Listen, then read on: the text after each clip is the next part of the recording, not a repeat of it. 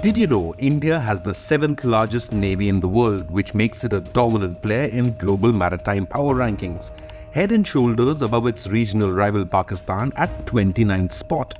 However, surprisingly, India ranks lower than some other regional players including Indonesia, South Korea and Japan, but ahead of the likes of the British and French navies.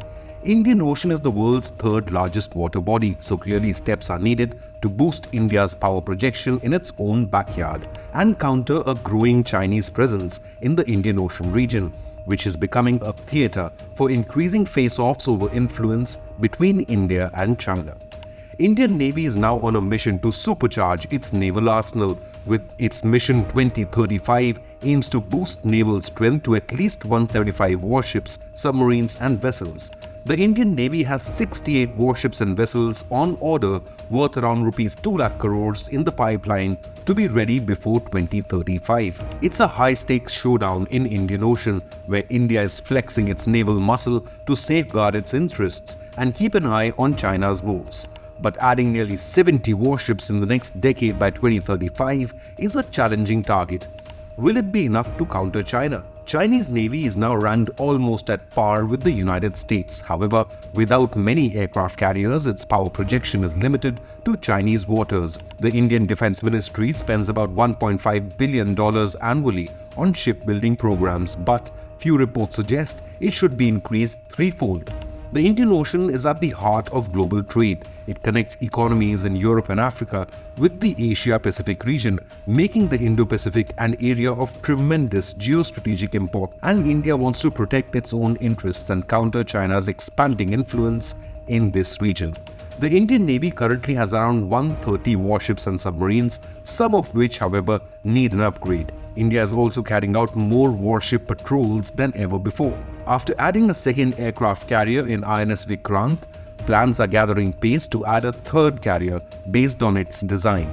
The waters of India haven't seen these many naval vessels together since World War II, as both China and Western allies deployed more warships in this area over the past few years. China has had its warships in the Indian Ocean since 2008 in the guise of anti-piracy operations, but India has been monitoring 3 to 8 Chinese vessels maintain a continuous presence and patrol.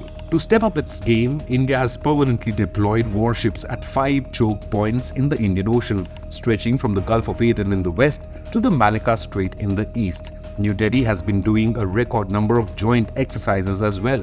In 2021, the Indian Navy carried out an all-time high of 50 joint exercises with friendly navies, including one with Japanese warships around the Malacca Strait. China, meanwhile, has been busy cozying up to India's neighbors like Maldives, Pakistan and Sri Lanka. Beijing has also built a military base in Djibouti.